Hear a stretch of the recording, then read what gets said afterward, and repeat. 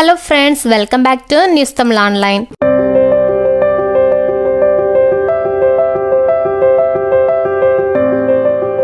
காசாவின் தெற்கு எல்லையில் அமைந்துள்ள மிகவும் முக்கியமான பாதையில் இஸ்ரேலிய படைகள் தார் சாலை அமைத்து வருவதாக தகவல் வெளியாகியுள்ளது. இச்செயலானது இஸ்ரேலிய படைகள் அவ்விடத்தை விட்டு உடனடியாக முழுமையாக வெளியேறுவதற்கு தயாராக இல்லை என்பதற்கான எச்சரிக்கையாக இதனை நிபுணர்கள் பார்க்கின்றனர். போர் நிறுத்தம் மற்றும் பயண கைதிகளை விடுவிப்பதற்கான புதிய ஒப்பந்தத்தை ஏற்படுத்துவதற்கான பேச்சுவார்த்தைகளில் இந்த சாலை முக்கிய புள்ளியாகவும் விளங்குகிறது.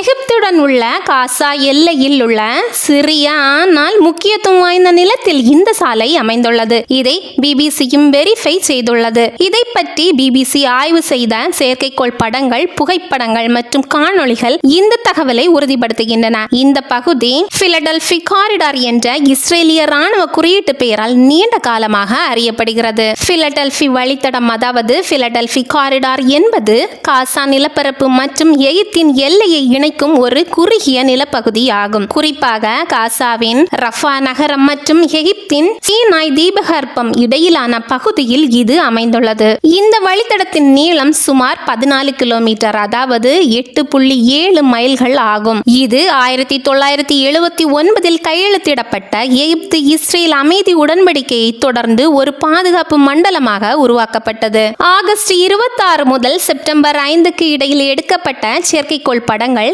கடற்கரையில் இருந்து 6.4 கிலோமீட்டர் உள்ளே நீண்டு கொண்டிருக்கும் புதிய பாதையை காட்டுகின்றன. செப்டம்பர் 4ஆம் தேதி இணையத்தில் வெளியான காணொளிகளில் அப்பகுதியில் மாலை வேளையில் இஸ்ரேலிய படைகள் தார் சாலை அமைக்கும் பணியில் ஈடுபட்டுள்ளதை காணலாம். 2 பெரிய வாகனங்கள் கடக்கக்கூடிய அளவிற்கு விரிவான கனரக இயந்திரங்கள் மூலம் தார் சாலை அமைக்கப்படுவதை காணலாம். இந்த சாலை அமைக்கப்பட்ட இடத்தை எல்லை வேலியுடன் நீண்டு போகும் பாதையாக உள்ளதாக பிபிசி வெரிஃபையும் உறுதிப்படுத்தியுள்ளது.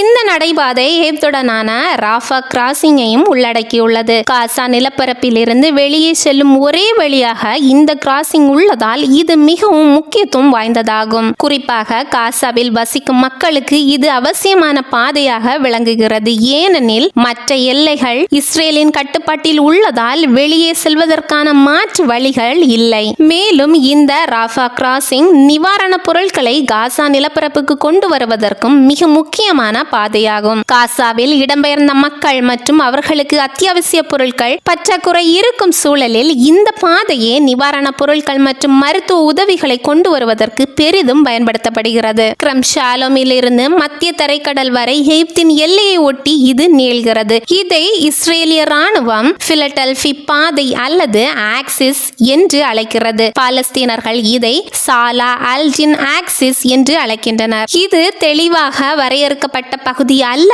என லண்டனின் கிங்ஸ் கல்லூரியின் செக்யூரிட்டி ஸ்டடீஸ் பள்ளியின் மூத்த விரிவுரையாளர் டாக்டர் ஆண்ட்ரியஸ் கிரே கூறுகிறார். இது எல்லையை ஒட்டியுள்ள நிலம் என புரிந்து கொள்ளப்படுகிறது என அவர் கூறுகிறார். 2005ஆம் ஆண்டு இஸ்ரேல் காசாவிலிருந்து தனது துருப்புகளையும் குடியேற்றவாசிகளையும் திரும்ப பெற்ற போது இப்பகுதியில் இருந்து வெளியேறியது குறிப்பிடத்தக்கது. அந்த நிலைமை தற்போது மாறியிருக்கிறது. கடந்த மே 7ஆம் தேதி பீரங்கிகள் மற்றும் ராணுவ கவச வாகனங்களுடன் இஸ்ரேல் பிலடெல்பி பாதைக்கு மீண்டும் திரும்பியது. ராஃபா கிராசிங்கின் கட்டுப்பாட்டையும் கைப்பற்றி அந்த பகுதியின் வடக்கு மேற்கு பகுதிக்கும் தெற்கில் உள்ள ரஃபா நகரத்திற்கும் முன்னேற தொடங்கியது. கடந்த 4 மாதங்களில் இஸ்ரேல் பாதுகாப்பு படைகள் அப்பகுதியில் உள்ள நூற்றுக்கணக்கான கட்டிடங்களை வான்வெளி மற்றும் பீரங்கி தாக்குதல்களால் அழித்துள்ளது. மத்திய தரைக்கடல் எல்லையில் உள்ள அல்கரியா என்ற கிராமம் முழுமையாக அழிக்கப்பட்டு இப்போது அது இஸ்ரேலிய ராணுவ தளமாக மாற்றப்பட்டுள்ளது. அப்பகுதியில் சாலை அமைப்பது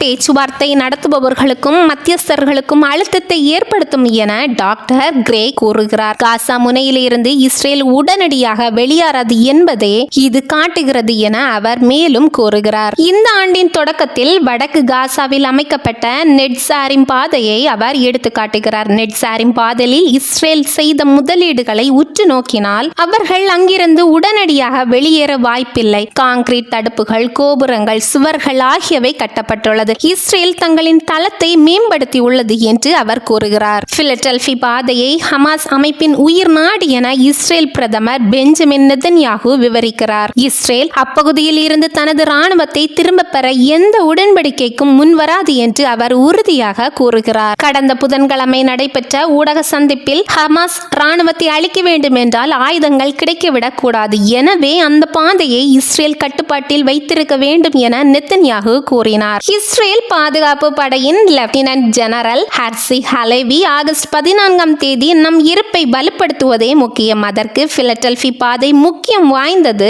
என கூறினார். எகிப்தின் ஓய்வு பெற்ற major general doctor Samir Faraj Israel உளவியல் ரீதியாக இப்போரை நடத்துகிறது, அப்பாதையில் சாலை அமைப்பதன் மூலம் நாங்கள் வெளியேற மாட்டோம் என்ற செய்தியை அனுப்புகிறது என அவர் கூறினார். மேலும் காசா எகிப்து எல்லையில் அமைந்துள்ள சுரங்கப்பாதைகள் தொடர்பாக இஸ்ரேல் 150 சுரங்கப்பாதைகளை அளித்ததாகவும் பூமிக்கடியில் உள்ள பீரங்கி தாக்குதல்கள் மூலம் இந்த நடவடிக்கை நடந்ததாகவும் கூறியுள்ளது குறிப்பிடத்தக்கது. இதுபோல மேலும் இன்ட்ரெஸ்டிங்கான ஃபேக்ட்ஸ்களை அறிய எங்களுடைய நியூஸ் தமிழ் ஆன்லைன் சேனலை சப்ஸ்கிரைப் பண்ணிக்கோங்க.